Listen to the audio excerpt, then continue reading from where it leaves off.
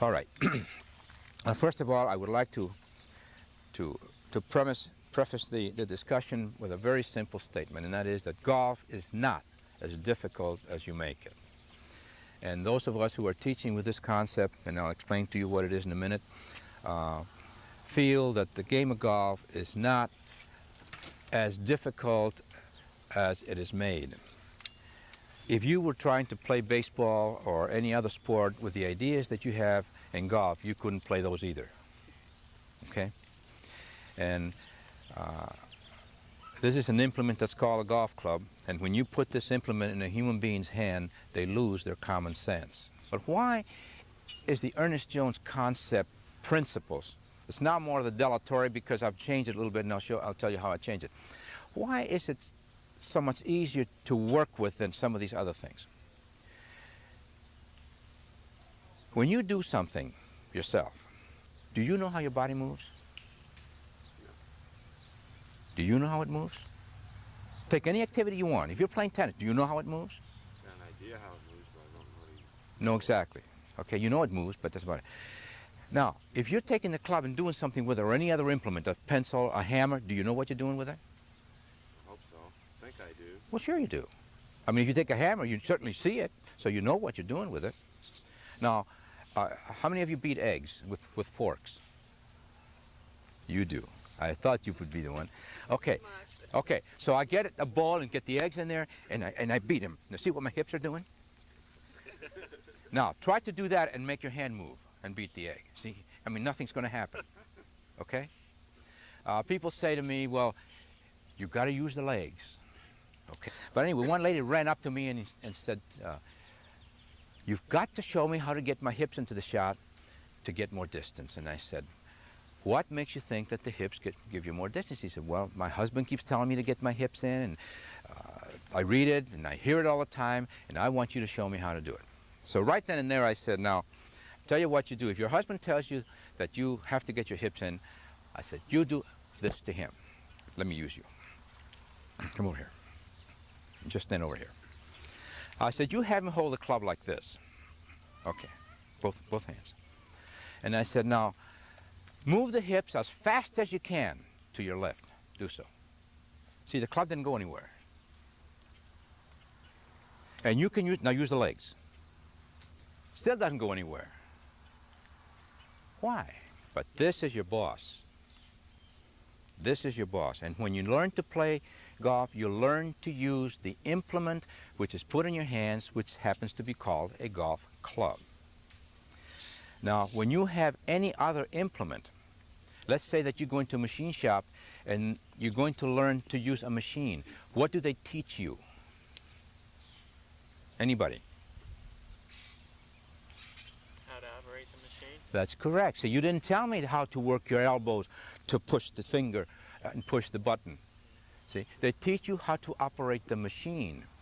Anytime that they give you any tool, they teach you how to work what? The tool.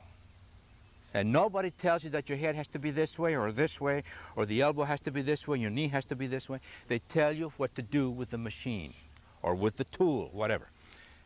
That's the basic difference in the Ernest Jones concepts. We are trying to get you to use the golf club correctly.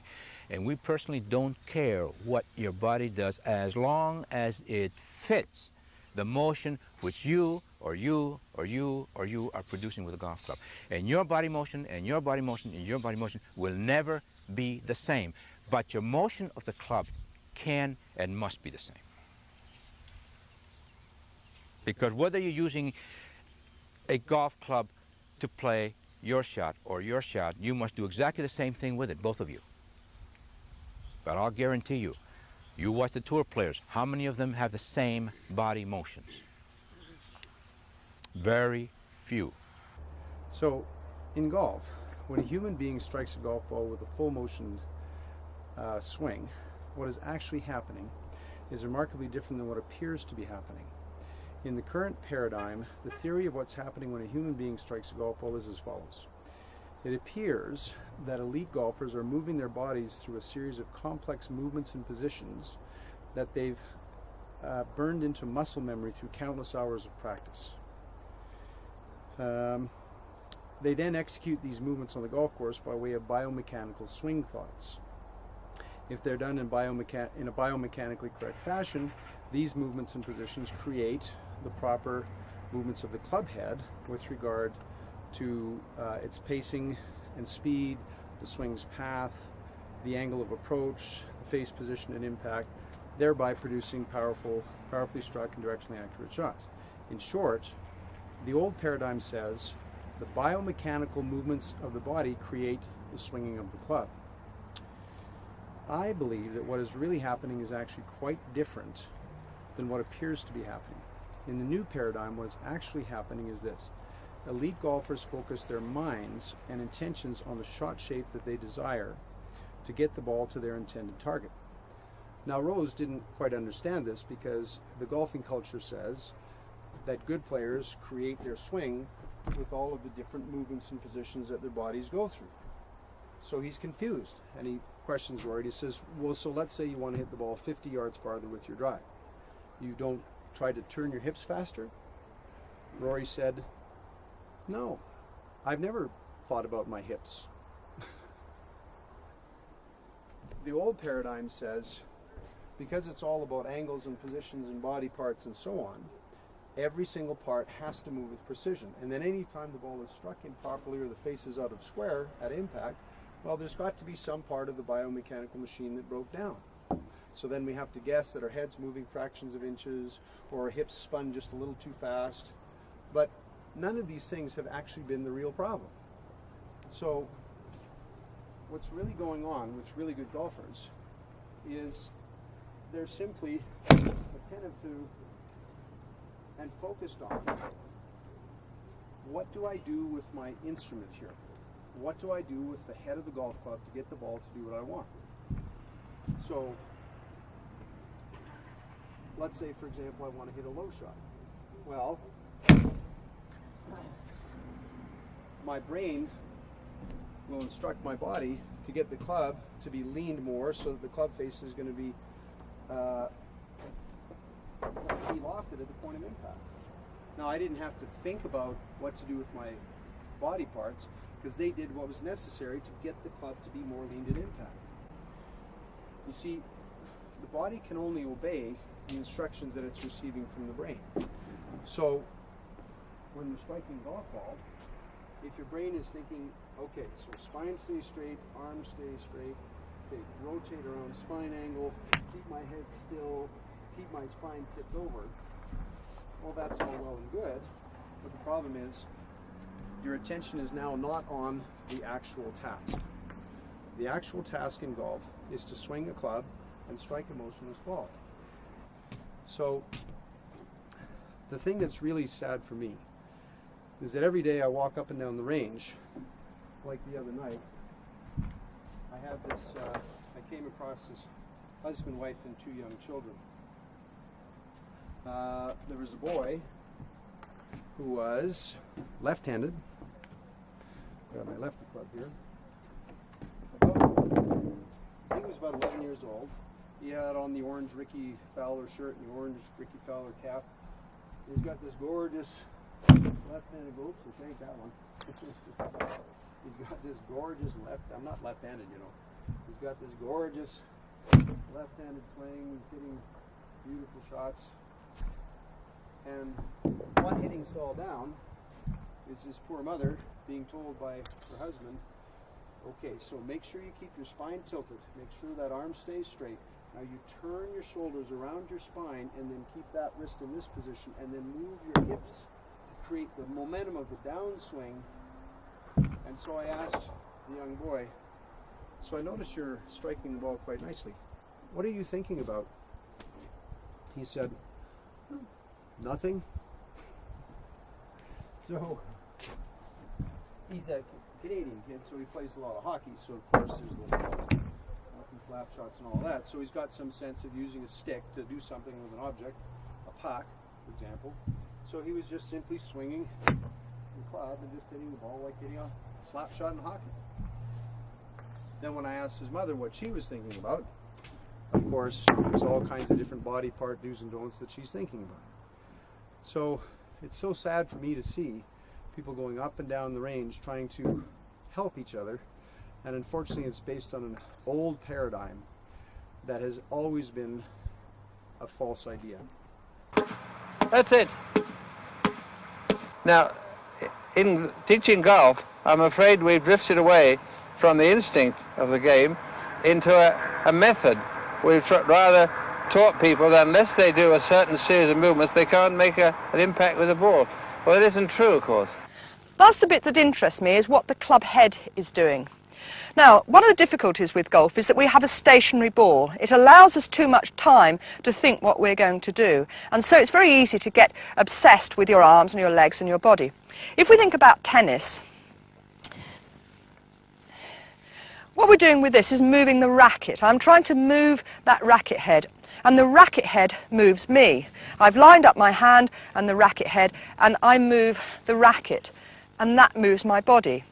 If we think about using a knife and fork, what we're doing is moving the knife and fork, and the knife and fork moves our bodies. So if I think of eating some food, what I'm doing is I'm using my fork and I'm using my knife, and I concentrate on them, and they move me. You don't have to think to yourself, now, if I'm going to eat this food, I've got to lift this arm, move it out, bend the wrist, and at the same time think of this arm doing this. You don't concentrate on your body, you concentrate on the implements, and they move you. Now, that's how you need to get with a golf club. You need to understand that the movement of the club should really move your body. Your body moves in sympathy with the club. Everybody in golf, including almost every golf instructor in the world, and definitely every average golfer in the world, will start saying stuff like, oh, you sculled it, you topped it. Well, some part of you, the biomechanical human golfing machine that has to get all the biomechanical parts exactly correctly, some part of you broke down. So since you sculled it or topped it, well, this means that either your knees are straightening, or your head is lifting, or your arm is bending.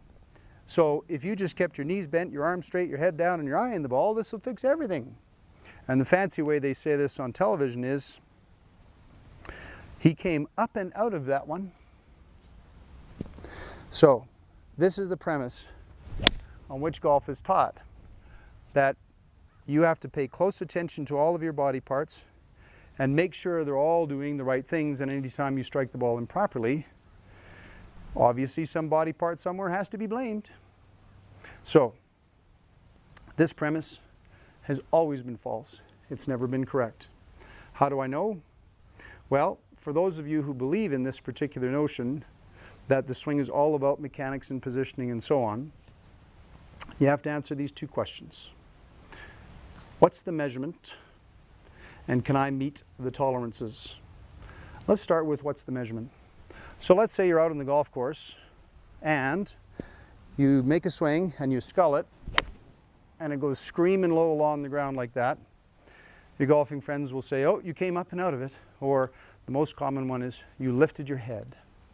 So you turn to that person and you say, oh, lifted my head, did I? What's the measurement? Now just pause and wait for comical effect and watch their astounded facial expressions, because they've never thought about the question, what's the measurement? In fact, you might be puzzled right now going, what do you mean, what's the measurement? The question, what's the measurement, is, if I lifted my head, how much did I lift my head? Was it 2 feet? Was it 2 millimeters? 5 inches? What's the measurement? If you do a little math, if you look at a golf ball from the top to the bottom of it, that's 1.5 inches. So if we scull it, that would mean that the club's path would have been inaccurate on its journey by approximately 3/4 of an inch, which would mean that the head would have lifted, ooh, was that too much? It felt like 1 inch. Let me try that again. Ooh, is that close? So your head would have lifted this tiny fraction of an inch if it was your head. Now what's that going to amount to in terms of spine angle changes? A lot of people are always nattering endlessly about spine angles. So if my head lifts 3/4 of an inch, what does that amount to in spine angle change?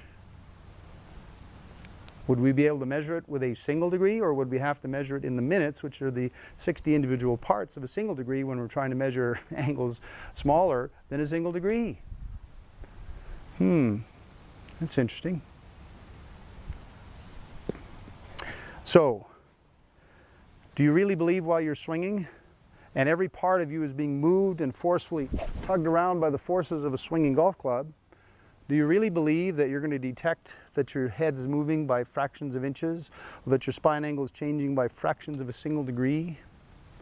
If you can answer yes, you can go right ahead and continue trying to hit a golf ball by trying to tell all your body parts how to behave from a biomechanical standpoint. So that's our first question that disproves this whole notion that striking a golf ball is an exercise in swing biomechanics.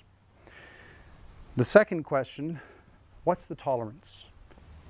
So, do you really feel that you can meet a 1/16 or an 1/8 of an inch tolerance with all the positions and movements of your body?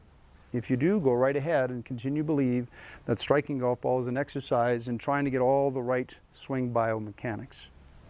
So, if those two questions are not enough to disprove this whole notion that the body parts are really important, you have to pay close attention to them, get the grip right, the setup right, the posture right, and everything, then I just have 4 words for people who believe that. Jim Furyk, Bubba Watson. The paradigm that I'm going to talk about in my next video is that the reality is that human beings hit golf balls because they're amazing, and with simple human hand-eye coordination skill, anybody can learn how to swing a club and hit a golf ball. Intrigued? Stay tuned. I'll see you next time.